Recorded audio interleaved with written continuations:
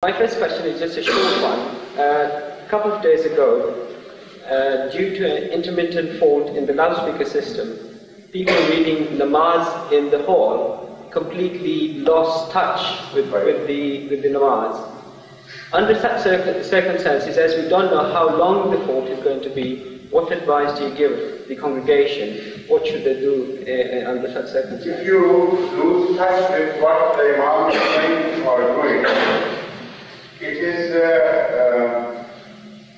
advisable to wait for a while until you feel that that particular part of Namaz, that is Rakat, must have been finished. Then you can continue your own prayer. But after giving it a pause of a reasonable time.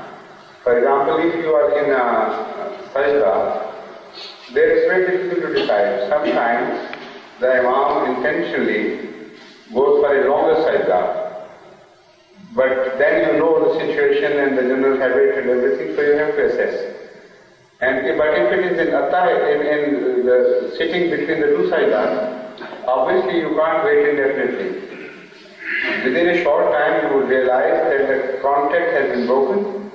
So you start saying your prayer, and when the contact is revived and you are in a position to judge which act the Imam is involved at this moment, then you start following him from there on.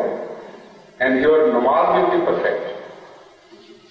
There will be no defect as far as the judgment of Allah is concerned in that Namaz.